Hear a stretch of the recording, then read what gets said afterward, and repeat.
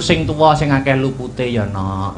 Apa neh aku cah lanang ya toh, mergo wanita itu selalu benar. Ya. Aku jaluk sing ngapura ya. Kok malah curhat neng. Ora iki bapak anak kok. Anak kok. Kok ngono? Sikut ngono.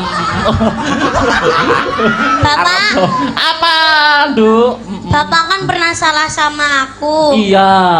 Jadi Bapak harusnya minta maaf sama aku. Iya. Kan aku enggak pernah salah. Oh iya. Cuk. Sini sungkem sini. Hei. Bapak jahat. Enggak asik. Iya, enggak asik.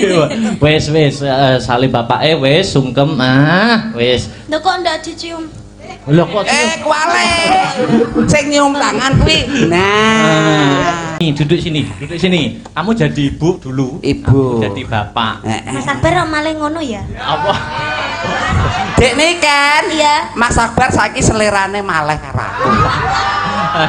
Rapopo. Kamu jangan sakit hati ya. Rapopo Rita lek gelem jajal to sebulan golek anu pateni Akbar. Ora dipateni Sekarno Gunung Kawi kuwi ya. Mangsaku, ayo anu wae, ketoprak tipis-tipis. Duduk. Wah, oke. Jare Ramadan. Ya Ramadan. Masa Ramadan enek ketoprak? Ramadan Jawa iki. Heeh. Iki. Buah. Pak ne. Apa bune? Ki wis lebaran. Ngenteni anak ya, ngenteni anak rene acarane sungkeman. Atiku karonto-ronto Pak ne. Duwe anak wedok siji. Kok ya nganti sakmene kok urung sungkem karo awak sakloron to. Iya. Lambe godir. Matane. Ayo, lagi lho anake dhewe wis Lho, teko. lah kae anake dhewe sing teko. Ya.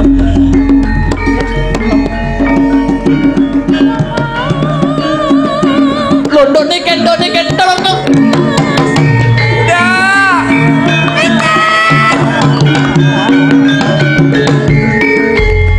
Kene Nduk. Aku to. No. Ayah aku to. Aku dadi anake. Toprak gak tau payu yo ngene iki. Wis menengo iki su anu ki, ketoprak anyar. Sungkem bapake dhisik, Nduk. Sungkem Iki bapak. pomone anake bar dolan terus mari ngono apa jenenge mara ndek omah. Iya. Iki pomone anake aku dolan sik ya, Mas. Iya. Kok terus mari ngono mara ning omah ki omahe kan. Iya. Kita dolan sik ya. Saiki wayahe teko kok dolan sik. Bacok wong mengko. Assalamualaikum Bunda Ayah. Waalaikumsalam. Minal izin Bapak izin mohon maaf lahir dan batin. Ning bapak sik. Aduh. Minal izin wal faizin. Mohon maaf lahir dan batin. Sepira gedene lupute Bapak. Muga-muga Bapak iso mlebu swarga. Iso malah nyedake wong tuwa. Ya ora kan doa terbaik. Ya, aku sing tuwa sing akeh lupute ya no. Apa neh aku cah lanang ya toh, mergo wanita itu selalu benar. Ya. Aku jaluk sing ngapura ya. Kok malah curhat neng. Ora iki bapak anak kok. Anak kok. Kok ngono? Sikut ngono. Bapak, Apa, Nduk? Bapak kan pernah salah sama aku. Iya. Jadi Bapak harusnya minta maaf sama aku. Iya. Kan aku enggak pernah salah. Oh iya. Cuk. Sini sungkem sini. Hei. Bapak jahat. Enggak asik. Iya, enggak asik. Wes salim bapake wes sungkem wes. Loh kok enggak dicium? Lho kok Kuale. Sing nyium tangan kuwi. Nah. Saiki genti ibu. Nangis nangis ora apa-apa, haru. Rupane ibu. Surga di telapak kaki. Betul. Wah. Surga di telapak kaki. Disungkemi anake kok malah ngalih lho. Kalau namanya suami istri, Sungkem. surga di telapak kaki suami. Heeh. Ibu. Lah. Mbok ya sing apik ibu iki. Apik awakku remuk. Golek sego samplokane. Urung saliman lho. Urung saliman oleh anu wis nyerah. Salim sih. Ibu. Ibu. Nyuwun Iya, Dok. sewu. Heeh. Mugi-mugi panjenengan tansah apa? Aku ndak ndek salah Mbak Ibu ngarai. Ya ampun ibu nangis ya Allah, Ya. nangis. Rupane lho ya Allah nangis. Nangis ibu nangis diusapi diusapi. Gah. Gah. Ngapa ini? Aku mau nang ngene iki dadi gue. Oh ganti peran. Ora kajen. Ganti peran. Ganti Kamu peran. minta jadi apa? Aku dadi Aku anak. sama anak. Iki bapak ibu. Iki ibu, Kowe bapak. aku Bapak. Aku Bapak, anak sih ya. anak. Oh, iya. Oke. Kowe metumu keri panggahan. Oh iya. Ya, mm-mm. Jalan sih. Aku anak karo ibu. Modar wong loro. Oke. Tedok. Gentung. Bu. Piye sayang? Anakku tersayang. Please deh. Kalian itu gimana tik? Anak ora apa-apa. Ibu. Dalem anakku. Ibu. Ket biyen ora ana perubahan iki. Ayo. Maksudnya ini kan kita sudah mendekati bulan Ramadan. Tapi kita kan besok kan sungkeman ibu. Iya. Aku kemarin mendengar dari suara tetangga, Kenapa, Le? bapak malam takbir malah karaokean bu. Mosok to, Le? Malam takbir pamite bapak malah bapak Bapak nyapa? karaokean. Bapak karaoke. Orang malah takbiran, orang malah menyambut Mosok tahun toh? baru malah karaokean bu. Bapakmu wi Bapak sing wajahe kaya nyambek wi. Gelem karaokean. karaokean. Ora malah ge nyangoni kowe. Ora belas bu, belas ora disangoni THR belas. Bapakmu wi. Mosok to bapakmu wi? Aduh dah. Kok bangga? Tadang.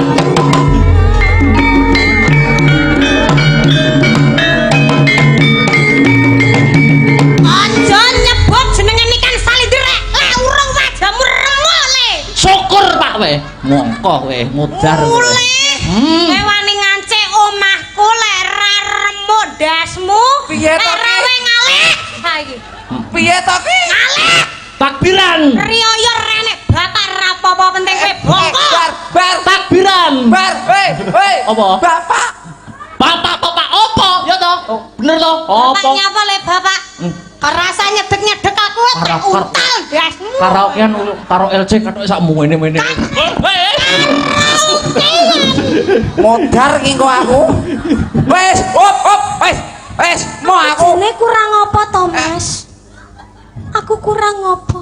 Wes syukur we. Aku kurang apa, Mas? Apa kurangku? Apa aku gak ono apa-apane? Padahal wis tak apa-apane. Wes piye? Ganti peran Aku dadi bapak ora kajen. Iki pergantian pemainnya ning nggur karek siji lho. Karek siji nggone. Kowe dadi anak. Wah, aku dadi anak. Lah dadi anak iki mesti disayang. Sangoni. Sapira salah anake mesti iki lho cocok aku nek dadi anak seneng aku. tangkap Mas Sabar. Dadi anak. Ayo, duduk. Duduk lah, dhewe bapak ibu. Ibu. Pak nih. Ya. Rene apa nih? Piye ibu Bar iki sungkeman. Heeh. Iki ditata sing rapi. Ben ora ireng kabeh. Nek kangen tak wedaki to sini. Ibu. Piye, Pak? Iki malam takbir. Yuk. Malam takbir kuwi sunah rasule. Maksudnya takbiran. Tapi aku krungu suarane tangga. Nyapa Pak Bu. nih? Ya ampun. Urung anake dhewe. Anake nyapa to nyapa urung apa-apane kok wis anake dhewe. Nyapa Pak nih? Anake dhewe kan wingi kan pamite dina iki takbiran. Terus. Tapi jarine tangga sampe ngomah bengi iki malah balapan. Bapak sapa sing ora wirang? Ndek mau ki tak VC ki takbir keliling lho Pak. Assalamualaikum. Saya meneng sik ning kono sik. Wis syukur wis. mamite iki takbiran. Takbir keliling Ah, iki wis lho. mbok VC iki takbir. Wis tak vece. Jarine tangga sampe ngomah ki lho. Jare tangga sampe ngomah ki malah balapan karo kancane, dem-deman karo kancane. Larangan kok adalah perintah kaya bapake ngono dem-deman ngono. Wah, ora nek aku. Sapa wong tuwa sing ora wirang? Pencemaran nama baik jenenge awake dhewe malah elek ngene iki. Ya apa ora? Ya Allah makne wis gak pisan pindho lho ngono kuwi. Padahal sesuk bodo ran ning ngapuran saling memaafkan anake dhewe tetep gawe ulah. Piye ngono kuwi? Sampeyan iso ngomongi anake ora? Ya karo kowe ya, Bu. Iya, Ya karo kowe. Lho, lah kae anake, lah kae lho. Ah, hei. Anakku rene anak rene.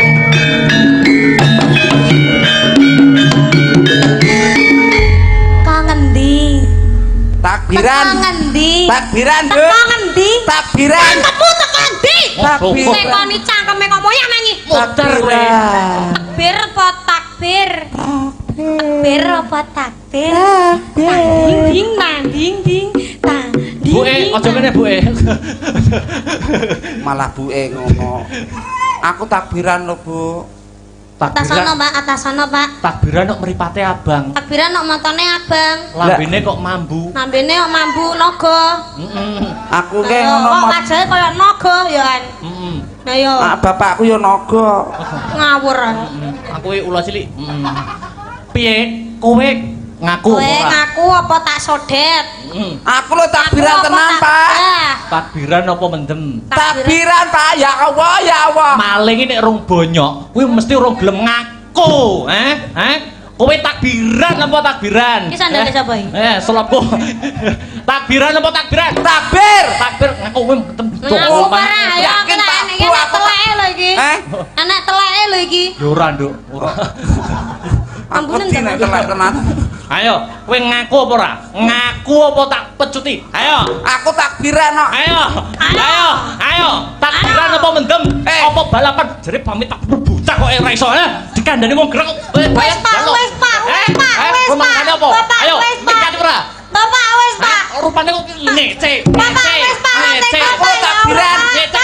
Aku bener lho. Aku bener lho. Wis, Pak. Tak aku apa sing mateni, Pak?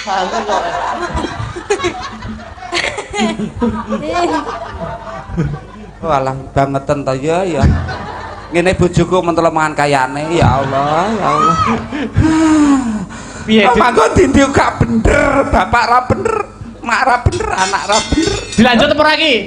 Sungkemane dilanjut ora? Gak wis, Lan- Nyapa? ora sungkem-sungkem rata jaran aku. Lah nyapa? Gelem diterusne yo, gelem kok awakku. Iya. Kok marah-marah toh? Kuwi lho. Piye iki namanya tidak profesional Tidak kerja? lah. Kuwi lho. Gimana sih? Profesional sih profesional, tapi ini awak saya remek, gepui. Rumangsa. Aku arep males karo dalange sing opahe kono. Sampai aku kurang ajar mulai ra bayaran. Saiki sampean dadi apa? Wis entek Dadi apa? Aku wis gak dadi-dadian gak paten aku. Dadi gareng. Dadi gareng. Topine ae digosek ini. ta, topine Topine digosek. digosek ben Heeh, nek ngono malah ora kaya gareng. ben ra kaya Power Kuwi lho Rangers. jane rinjinge sapa kuwi jane iso digawa ning dhuwur panggung kuwi lho. Bah rinjinge nggon rias mau. Mawur ngene tuan rumah barang mbok gawa. Ora, ono kok. Tase sapa kuwi? Tase simer-simer. Tak ki ngadai sandal lumayan. Topine digosek to, topine gareng lho. Heeh. Dikerencet sik. Ngono. Walah, alah kaya ayu-ayuwon mangsamu. Kowe iki kaya penyanyi rock ngono kae. Dis karo rambutnya di apa? Diore, dijambak. Diore terus dijambak. Ayo. Wah, kuwi kok nyambut gawe rong ngantek anu suwi kok wis rupane celonengan ki lho. Ora perkara kuwi lho diobo-obo awakmu karo niken iki. Ya ora ya sepurane ya Pak De, sepurane. Sampeyan Ya, ora kasine apa-apa. iki ganteng. Lho. Lahir batine apik. Estu niki. Iki lho seksine. Awak dhewe iki ketemu ya ora pisan pindho ning Iya. wis peng 5 Iya. ya ta. Peng 6 iki. Sampeyan ki tak akoni apik. Apik. Wong cilikmu ndek biyen jembluk sing ngomong aku, Nduk. Wah. Nggih, estu Mas. Oh, Kula nggih ta? nate didusi kalih niki nggih riyen. Lho, Dileblebne ning Widar. gedeng, Sing dilebleb. ngedusi aku. Menengo sik, menengo. Dileblebne nang jeding Mas anggitmu Mas ya Allah Mas disiksa Mas. Kok kejemen to? Kok kejemen? Mosok cah cilik lho Mas dileblebne to Mas. Ning padahal awak kowe panas lho Mas. Dileblebne ning jeding ngono kuwi. Niken. Ya Allah kok. Niken. Bareng gedhe ngene iki ya. Kadang no Mas aku lek gak mentalan ngono kae no tak kei dhuwit terus tak andokne soto ngono padahal cilik aku dileblebne Mas ya Allah. Mbok andokno soto aku wis tuwek ra ndek bam nduk ora das riwak. Biyen jajal cek ra ngandang andokno. Ngaku mangan soto Pak kowe mangan sok goyal gayir ngiwon. Ya kok teko tangane mesti ngene. Lah iya. Iki ngono nandakno gareng tangane cekot. Oh. Tangane cekot duwe maksud gareng ora gelem nyolong jupuk weke liya. Oh. Iya. Sampeyan ngerti gak iki mau acarane apa? Acarane ulang tahun pernikahan. Ulang tahun pernikahan yang ke 27. Semoga sehat selamat wilujeng. Amin. Panjang yuswanipun. Awet leh momong anak putune. Berkah barokah. Angsal rahmatnya saking Gusti Allah. Amin. Ini yang dipengini semua banyak orang. Ya toh pernikahan yang ke-20 anniversary. Aku gak iso ngarani dua saperi ngono. Mas Garing dek niki niki Pak Haji Eko masih lenggah mboten? Pak Haji Eko tasih lenggah napa mboten nggih? Oh nggih, bebele tasih lenggah, bebele wonten dangane penggalih minggah wonten ing pepanggungan. Apa Bu Ajah? Kalih Bu Ajah sekalian. Monggo sing longgar pundi. Menawi karenan lho nggih, menawi mboten nggih mboten napa-napa. Tasih lenggah mboten? Monggo Pak Haji Eko katuran minggah wonten pepanggungan. Nah niki momen langka gitu. Jadi harus diabadikan. Oke.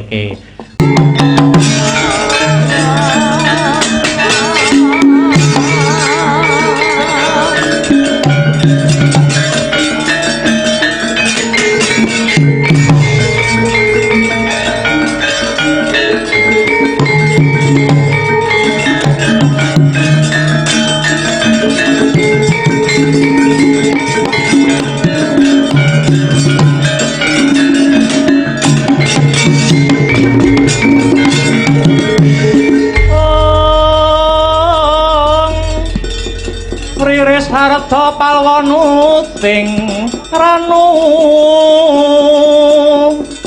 Dresing karasaning sun dening kanyut manis elingira Gusti roning kamal mirah ingsun semira do ing muni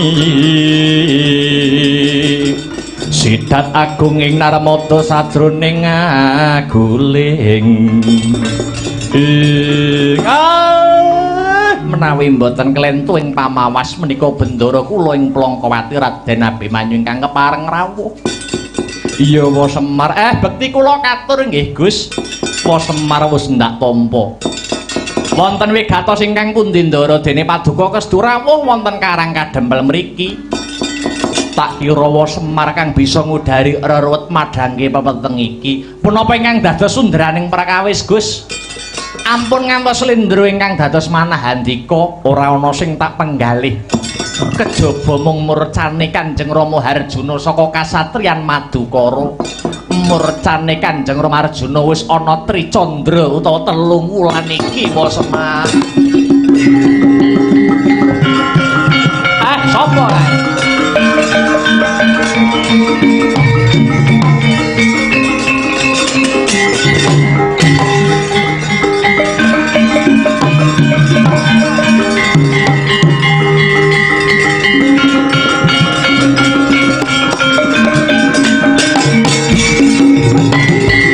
Petruk kang wis bali ana Praja Ngamarta iya mo niki kula sawang Ndara Abimanyu iya Petruk bekti kula katur nggih Den iya Petruk wis ndak tampa kepiye asile kowe saka negara Ngamarta antuk gawe apa ora ngene ya Pak sak tekaku ana Sitinggil Praja Amarta iki mau jebule kedhisikan karo rawuh sinuwuning Mandura Prabu Baladewa kang sarimbit karo Patih Ngastina ya kuwi Patih Sengkuni lah tinemune sinuwun Prabu Baladewa yang duwe perlu kang padha ya kuwi nyilih wujude jimat jamus Kalimasada Wekasane dadi geger nganti dipisah kelawan Ndara Werkudara. Sak rampunge dipisah, Ndara Puntadewa nyusul njuk ngendika isine pangandikan sapa wae bakal disili wujuding jimat Jamus Kalimasada yen bisa mujudi kembang sing jenenge Sekar Jati Wasesa. Kabeh mau wangsit sing ditampa dening Prabu Puntadewa, Pak.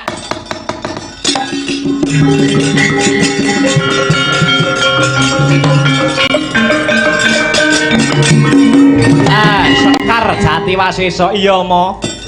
Ate angel men sarate. Kuncung nganti gelung aku lagi krungu iki kembang kok jenenge Sekar Jati Wasesa. Wa Semar, pripun Ndara? Biyen Abimanyu kaya tau ngerti kang aran Sekar Jati Wasesa mau. Kembang mau papan dununge mapan ana tanah sabrang.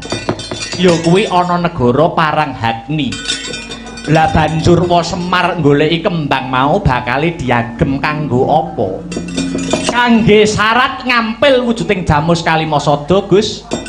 Awit Semar badhe gadah damel ngene iku, Semar badhe mbangun kayangan, mbangun atine para manungsa, dandani mental kang sarta moraling para kawula.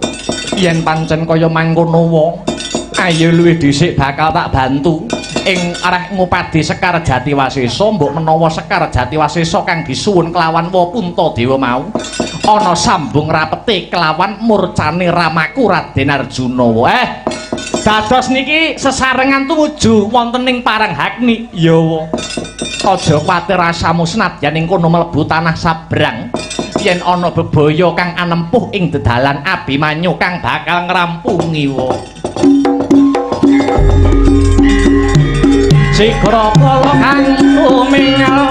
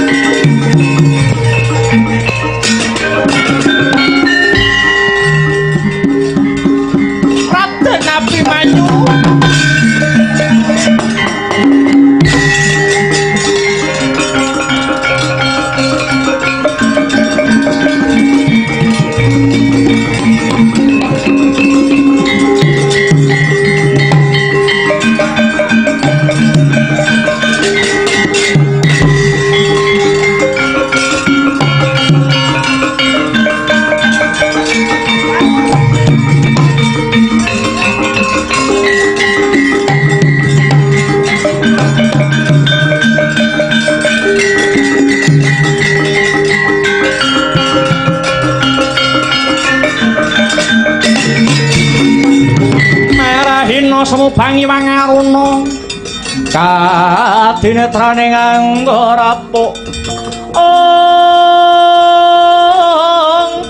sabaning kukila ringgane goro saketer kidonganing kunglir wuwu sing pinepanca patupat durung adol aku saka praja Paranghagni iki lah kok kepepek ana satriya bagus dedeke ngringin sungsang pengawake Gwaya Teja memper kaya sajroning pangimpenku. Jenengmu sapa, Raden? Satriya Plongkowati ya Tanjung Anom kekasih Raden Abimanyu. Raden Abimanyu? Iya. Paduka ingkang kula upadi, Raden.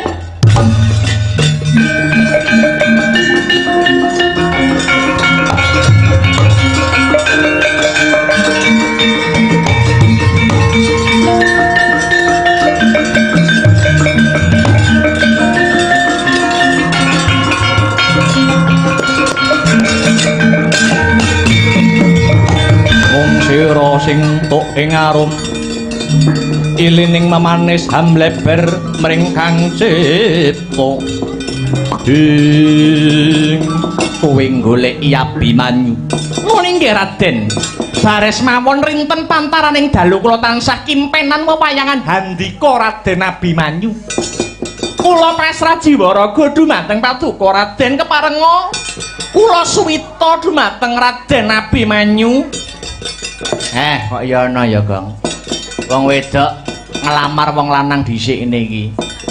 Ayo nek ora ngrumangsani lho. Dara Abimanyu priyayine bagus sing wedok rupane mringis. Piring kesampluk teklek, raine gluwing sikile mlethek kuwi. Kusik to. Kowe kuwi jenengmu sapa lan saka ngendi pinangkamu? Kula mijil saking Praja Paranghagni. Dene wewangi kula Pandahana Sari Raden saka Paranghagni lakar kasinggihan. Bebana punapa ingkang kedah kula wujudi badhe kula sembadani Raden. Paduka nyuwun menapa waton saged sesandingan kaliyan Raden Abimanyu punapa kemawon badhe kula wujudi. Aku ora butuh Mas Picis Raja Brana nanging aku mung nyuwun pitukon wujude Sekar Jatiwasesa. Manut kabar kang sumebar pawarta kang marata Sekar Jatiwasesa mapane ana negaramu Paranghagni. Leres dawuh handika Raden. Paduka ngrasakaken Sekar Jatiwasesa. Iya, aku mung nyuwun kuwi Daunasari. Sumangga kula kanthi wonten negari kula Paranghagni Paduka Raden kula aturi methik piyambak Raden.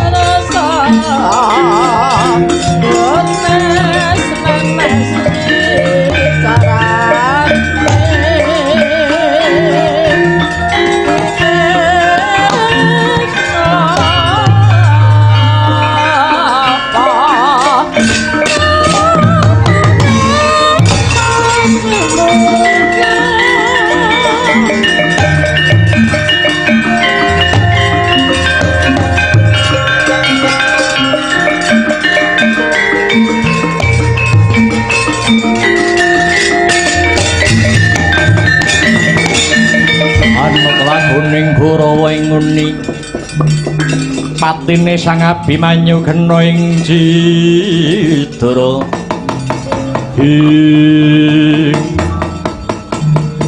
Wa Semar iki wis tekan ana jroning Praja Paranghagni sarta wis antuk palilah methik wujuding Sekar Jatiwasesa.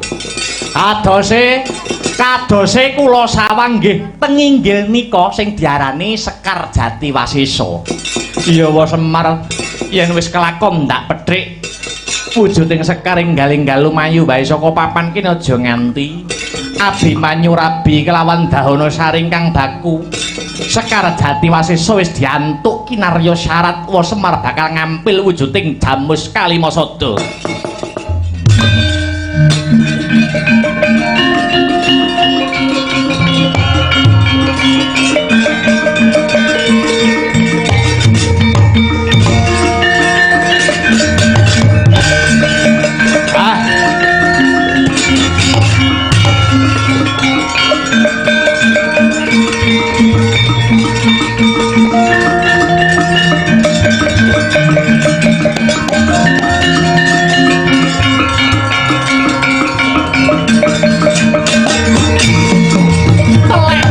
Si mripatku melek diapusi jebule Raden Abimanyu mung melek kelawan kembang Jatiwasesa. Panjenengan mlayu, panjenengan ngoncati janji tak tututi kowe Raden Abimanyu.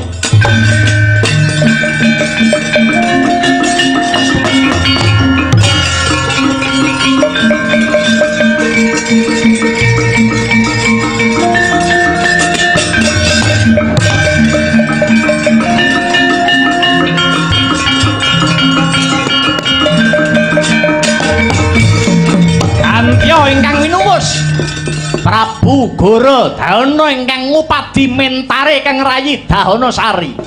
Yen Cinandra gumricik swarane.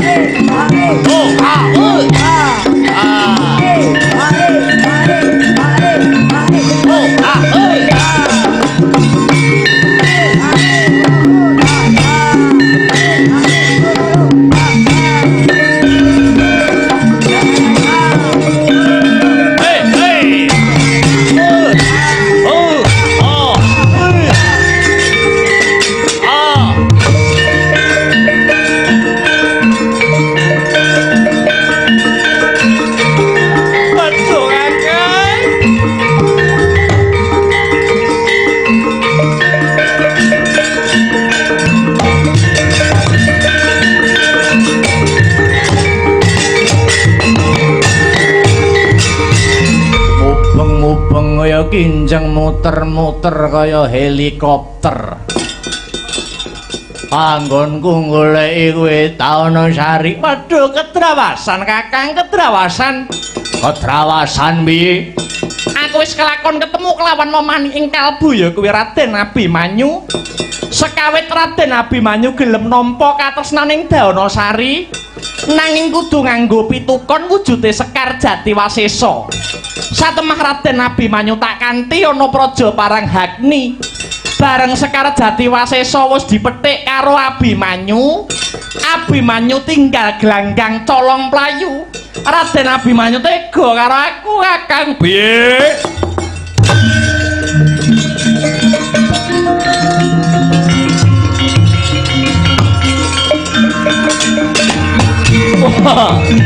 Ancen gue biyen-biyen durung nate tak kandhani kalamun to Sekar Jatiwasesa kuwi mujudake simbol kawibawan adeking praja Paranghagni. Yen Sekar Jatiwasesa kuwi mau ilang tegese uga wis ilang kekuwung lan kasektene praja Paranghagni. Kowe pancen durung nate tak kandhani babagan iki, nanging jeneng sira Yayi wis tak wanti-wanti aja cedhak-cedhak karo trah wong Mandura. Apa maneh duwe gegayuhan sambung asmara kelawan tedhak turun Mandura. Sega wis dadi bubur. Digetunana ya ora arep ngowahi kahanan. yen lakon wis kaya mangkene kepiye munggo becike Kakang tak oyake Abimanyu. Wani nyolong kembang Jatiwasesa padha karo nantang perang karo wong Parang Agni bedah negara Ngamarta.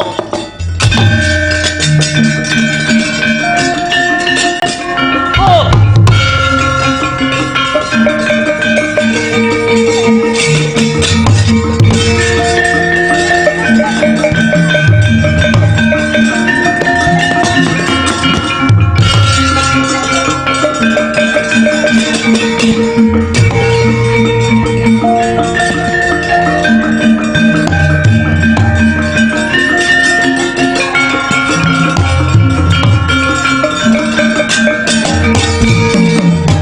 Kresna nangandika duh Yayi Prabu Hayuwa sungkaweng tias ing lonjong mimis lampahipun melar mingkus napasipun mriku Koko Prabu ing Mandura. Iya Kresna wonten wigatos ingkang pundi kok sajakipun nggih aku bantunen ya Kresna aku bantunen.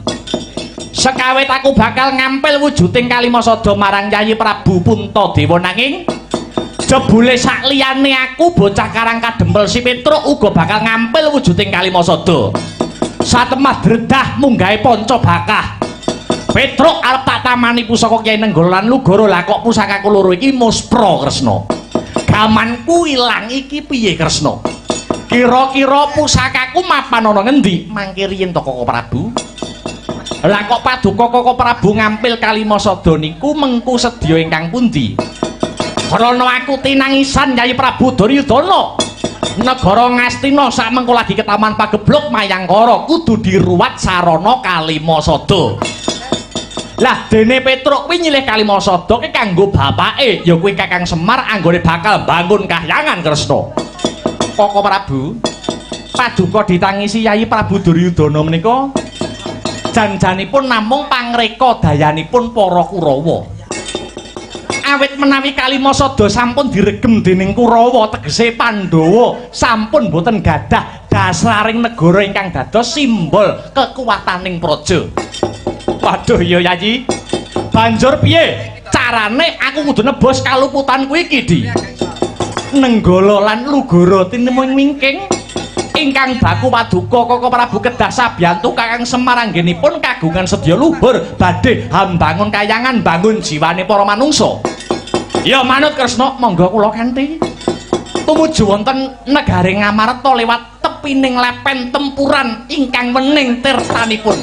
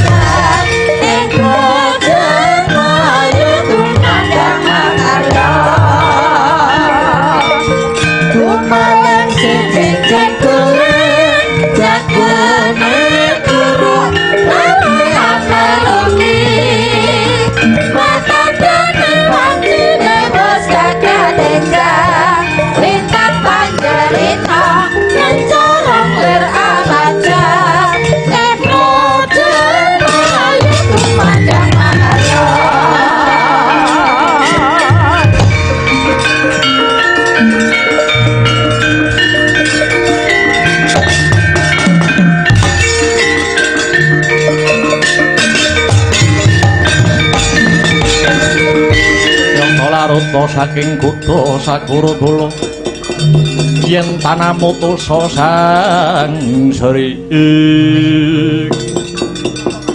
Kakang Semar Kang Prapaning Stinggil Ngamarta. Inggih Ndara kula sampun saged mujuti ingkang winastan Sekar Jatiwasesa Maragage. Aturna panjenengan ingsun enggal tak ampili wujuding jimat Jamus Kalimasada.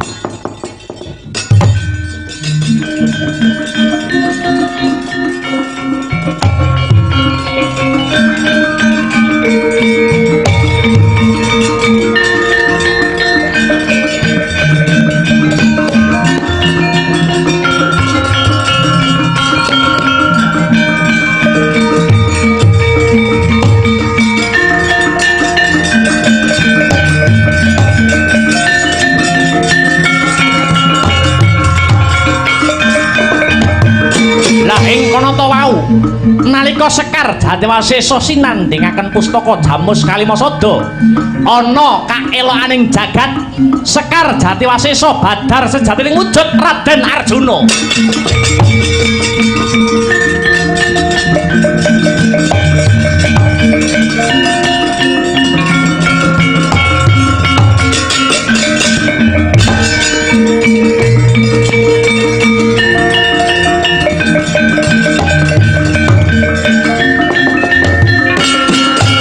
Ilahing Sekaring bawana langgeng titah ulun nger Puntadewa aja hayo kaget ulun Bathara Indra kang nyingetake utawa ndelikake adimu panengah Pandhawa si Arjuna. Arjuna bisa dadi wujuding kembang awit pun ulun mung bantu Semar Badranaya kang kagungan niat luhur kepingin hambangun kahyangan kuwi amung pasemon. Semar kepingin nyilih Kalimasada supayane para Pandhawa aja lali kelawan Kalimasada. 5 sing dadi usada ya kuwi dasaring negara. Awit Pandhawa mono wujud babare Kalimasada, Puntadewa kang dadi simboling panembah, Werkudara simbole rasa kamanungsan, Janaka simbol rasa kamanunggalan, Nakula lan Sadewa ingkang dadi simbol musyawarah lan rasa keadilan. Kenang apa sing tak singetake kok Janaka? Krana Janaka mujudake lambanging kamanunggalan. Awit negaramu dumadi saka beda-bedane suku, agama lan golongan. Wilayah uga kapérang saka pulo sing bebanjaran. Kabeh kuwi bakal bisa tentrem lamun negara iki ngugemi rasa manunggalan, rasa kamanunggalan Pandhawa.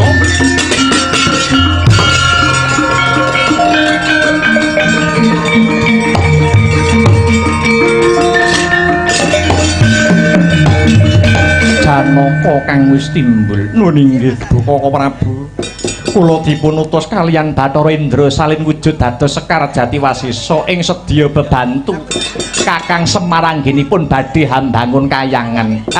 Syukur seketi jumurung. Sinuwun Punta, Semar badhe garis ngandhapi menapa ingkang dados ature Bathara Indra. Janjane kula niki nggih mboten badhe ngampil wujuding Kalimasada kok Ndara. Kula ngampil Kalimasada niku namung damel pancatan kula mbangun kahyangan ngemutaken dhateng Sentana Praja ampun ngantos supe dhateng Kalimasada utawi dasaring negara. Punika kedah digondheli sing kenceng supayane negarane tetep tentrem, kawulane tetep ayem Gus, geger njawi.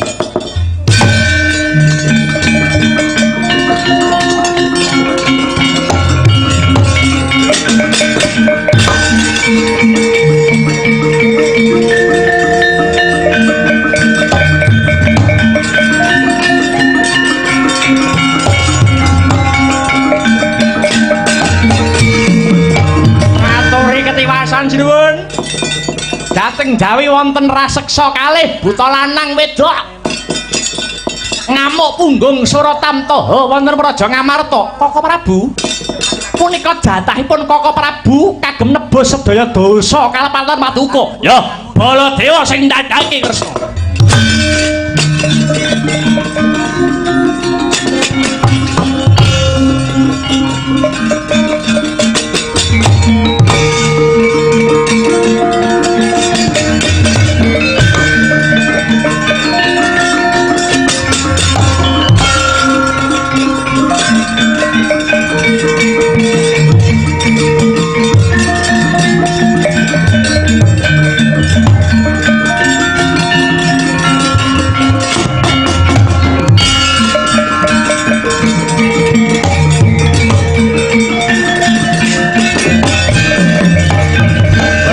Negara Ngamarta lakon bisa bedah negara Ngamarta yen bisa nandhingi Prabu Baladewa Nalendra Mandura. Wah iki wong Mandura.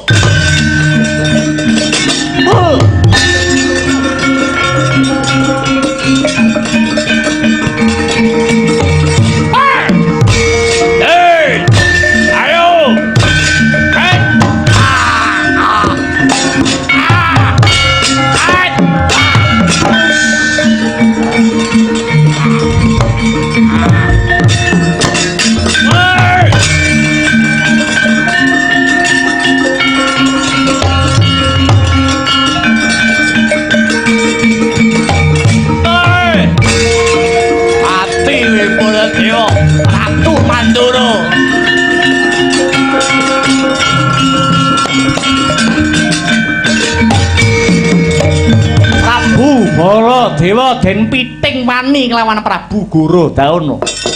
Nata ing Mandura Prasasat kaya wis linalosan nata bebayune. Anane mung pasrah sumarah mring Gusti Kang Maha Murah. Ucap. Sakala ana cahya murup sak mrica binubut saking dirgantara. Ponang cahya babar geni kang manghalat-halat angobar Sang Gorodana lan Dahana Sari. Ya badar sejatining wujud pusaka Kyai Nenggala lan Lugara.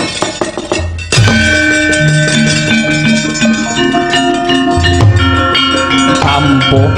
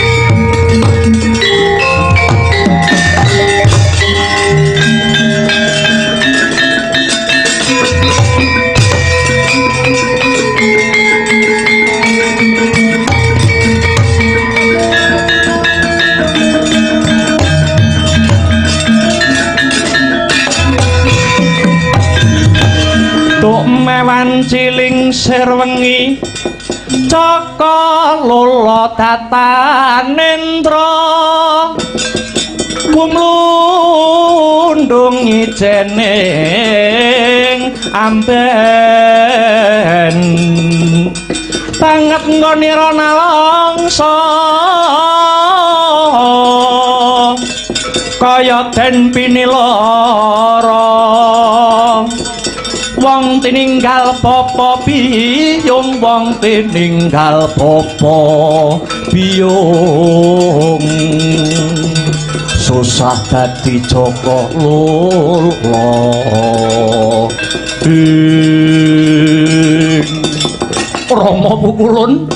Rama Pukulun Bathara Brahma ingkang tumedhak hamrepegi keng putra Baladewa ya ulun kang paring pitulung marang jeneng kita kanthi srana angobarke geni kinarya mrawasa Si Gorodana lan Dahana Sari. Lah kok menika badar pusaka kula kekalih Nenggala lan Lugara liripun kados pundi Pukulun? Baladewa, sayektine pusakamu kekarone ulun ingkang jabel. Nganti tak dadekke buta loro lanang lan wedok awit pusaka Nenggala lan Lugara kuwi sejatine ya kena sinebut pusaka lanang karo pusaka wedok. Nenggala sing wujude dawa kuwi pusaka lanang, Lugara sing wujude mlenuk kuwi pusaka wedok.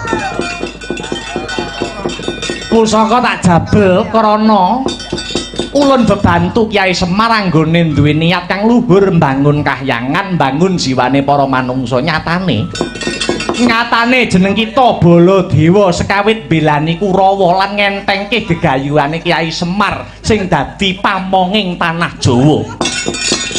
Apa maneh jeneng kita Baladewa bakal mateni Petruk nganggo pusakamu. He Baladewa, apa jeneng kita ora eling nalikane ulun menehi pusaka kekarone iki marang jeneng kita? Ulun wis meling pusaka iki kanggonen srana memayu hayuning bawana, menjejekake lajering kautaman, ora kanggo srana sewenang-wenang. Waduh, kula nyuwun pangapunten Pukulun awit saking putunging raos cubluking pangertos ngantos Baladewa tumindak ingkang nalisir saking bebener.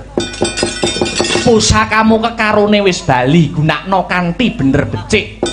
Njaluka pangapura marang Kyai Semar Muga-muga kanthi Baladewa njaluk pangapura marang Kyai Semar kang dadi simboling wong cilik bisa dadi srana guyub lan rukun manunggaling kawula Gusti.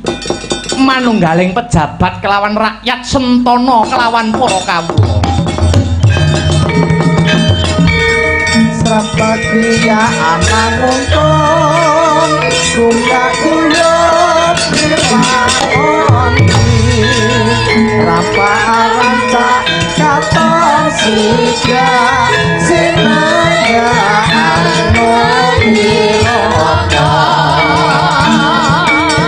Srapatiya amanungkon guyub dilakoni rapa aranca katon siga sinaya anu piloka